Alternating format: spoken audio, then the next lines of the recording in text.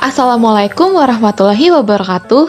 Halo, perkenalkan nama saya Gracia Ruth selaku perwakilan dari kelompok 7 kelas IKMA 2019 yang pada kesempatan kali ini akan mempresentasikan hasil kerja kami mengenai pengelolaan sungai untuk memenuhi tugas mata kuliah Kebijakan Pengelolaan Pemukiman Lahan Basah.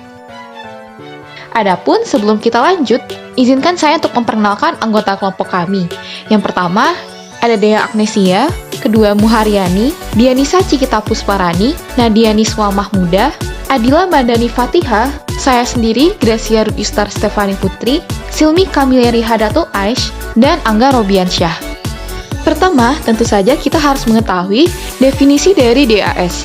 Daerah aliran sungai atau DAS adalah suatu wilayah daratan yang merupakan satu kesatuan dengan sungai dan anak-anak sungainya yang berfungsi untuk menampung, menyimpan, dan mengalirkan air yang berasal dari curah hujan ke danau atau ke laut secara alami, yang batas di darat merupakan pemisah topografis dan batas di laut sampai dengan daerah perairan yang masih terpengaruh aktivitas daratan.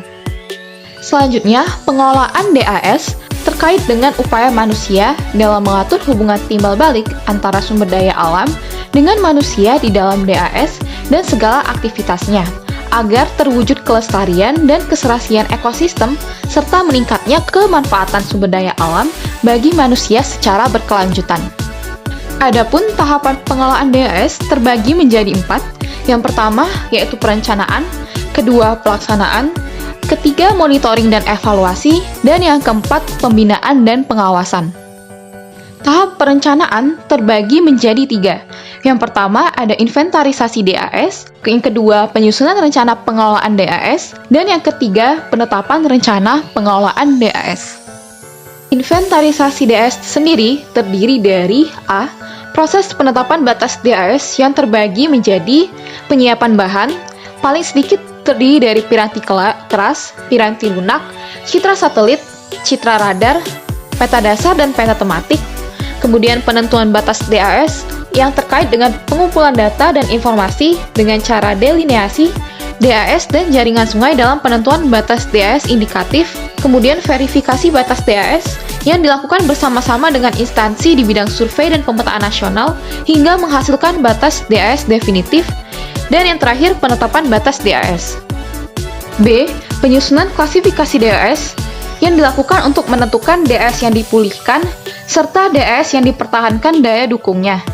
Adapun kriteria penentuan klasifikasi DAS terdiri dari kriteria kondisi lahan, yaitu presentase lahan kritis, dan presentase penutupan vegetasi dan indeks erosi. Kemudian kriteria kualitas, kuantitas, dan kontinuitas air, yaitu koefisien rezim aliran, koefisien aliran tahunan, muatan sedimen, banjir, dan indeks penggunaan air. Kriteria sosial ekonomi, yaitu tekanan penduduk terhadap lahan, tingkat kesejahteraan penduduk, dan keberadaan dan penegakan peraturan. Kemudian kriteria investasi bangunan air, yaitu klasifikasi kota dan klasifikasi nilai bangunan air. Dan yang terakhir, kriteria pemanfaatan ruang wilayah, yaitu kawasan lindung dan kawasan budaya. Kedua, ada penyusunan rencana pengelolaan DAS yang terdiri dari penyusunan rencana pengelolaan DAS yang dipertahankan daya dukungnya dan penyusunan rencana pengelolaan DAS yang dipulihkan daya dukungnya. Hal ini dilakukan dengan perumusan A. Permasalahan DAS, B. Tujuan pemulihan atau mempertahankan daya dukung DAS, C. Strategi pemulihan atau mempertahankan daya dukung DAS, D. Monitoring dan evaluasi DAS. Yang ketiga, yaitu penetapan rencana pengelolaan DAS, yaitu rencana pengelolaan DAS ditetapkan dengan jangka waktu 15 tahun, dievaluasi dan ditinjau kembali dalam 5 tahun sekali, dievaluasi dan ditinjau kembali kurang dari 5 tahun sekali apabila ada kaitan dengan bencana alam skala besar. Selanjutnya, yaitu tahap pelaksanaan. Yang pertama, DAS yang akan dipulihkan daya dukungnya, yang mencakup A. Optimalisasi penggunaan lahan, B. Penetapan teknik konservasi tanah dan air untuk pemeliharaan kelangsungan daerah tangkapan air, menjaga kualitas, kuantitas, dan kontinuitas dan distribusi air.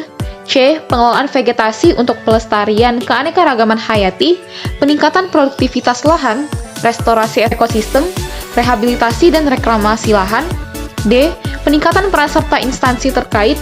Dan E. Pengembangan kelembagaan pengelolaan DAS. Yang kedua, DAS yang akan dipertahankan daya dukungnya, mencakup A. Menjaga dan memelihara produktivitas serta keutuhan ekosistem DAS secara berkelanjutan, dan B. Bimbingan teknis dan fasilitasi untuk penerapan teknik konservasi tanah dan air demi kelangsungan daerah tangkapan air untuk menjaga kualitas, kuantitas, kontinuitas, dan distribusi air. Selanjutnya, tahap monitoring dan evaluasi. Monitoring dan evaluasi wajib dilakukan dalam pengelolaan DAS, baik dalam pemulihan maupun mempertahankan daya dukung DAS. Tujuan monitoring adalah untuk mendapatkan data indikator kinerja DAS. Monitoring terhadap indikator kinerja DAS dilakukan secara periodik, paling sedikit setiap tahun sekali, dan hasilnya digunakan sebagai dasar untuk melakukan evaluasi kinerja pengelolaan DAS. Selanjutnya, tujuan evaluasi ialah untuk memperoleh gambaran perubahan daya dukung DAS. Evaluasi yang dilakukan mencakup evaluasi sebelum, selama, dan setelah kegiatan berjalan, serta dilakukan paling sedikit 2 tahun. Secara garis besar, hasil evaluasi digunakan untuk penyempurnaan perencanaan dan pelaksanaan pengelolaan DAS. Tahap pembinaan. Yang pertama, koordinasi, kemudian pemberian pedoman, petunjuk, pelaksanaan, dan petunjuk teknis, pemberian bimbingan, supervisi, dan konsultasi, pendidikan, pelatihan, dan penyuluhan, pemberian bantuan teknis, fasilitasi, sosialisasi dan diseminasi, dan atau penyediaan sarana dan prasarana. Selanjutnya, tahap pengawasan. Tujuannya ialah untuk mewujudkan efektivitas dan kesesuaian pelaksanaan pengelolaan DAS dengan peraturan perundang-undangan. Menteri, gubernur, dan bupati atau wali kota sesuai dengan kewenangannya melakukan pengawasan terhadap pelaksanaan kegiatan pengelolaan DAS. Selanjutnya ada capaian.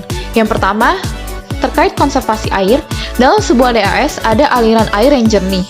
Ada juga tumbuh-tumbuhan yang berfungsi untuk menghindari terjadinya bencana seperti banjir, kekeringan, dan lain-lain. Kemudian yang kedua ada pengembangan lintas sektor. Pengembangan dilakukan di beberapa sektor, yakni perikanan, pengembangan usaha perkebunan, pariwisata, serta pertanian.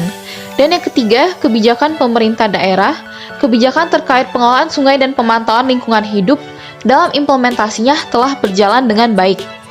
Dari segi hambatan sendiri, yang pertama ada penyediaan air akibat dari pertumbuhan penduduk, urbanisasi, dan industrialisasi.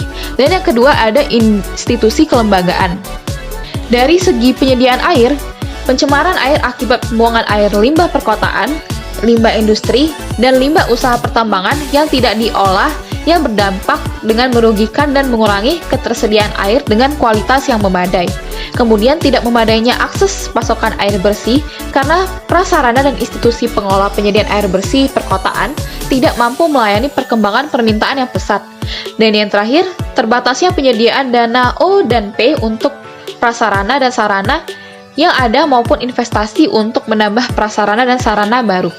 Dari aspek institusi kelembagaan, yakni semakin tidak memadainya kerangka acuan hukum maupun peraturan yang ada, lemahnya institusi sektoral dalam merumuskan kebijakan terpadu, koordinasi yang tidak memadai di antara instansi-instansi pemerintah, serta kompleksitas pengalihan sumber daya manusia dari pemerintah pusat kepada provinsi dan kabupaten atau kota atau lokal. Berikut referensi yang kami gunakan dalam menyusun presentasi ini. Sekian dari hasil presentasi kami pada kesempatan kali ini. Mohon maaf apabila terdapat kesalahan, baik dalam penulisan maupun pengucapan. Semoga materi ini bermanfaat dan sampai jumpa di lain kesempatan.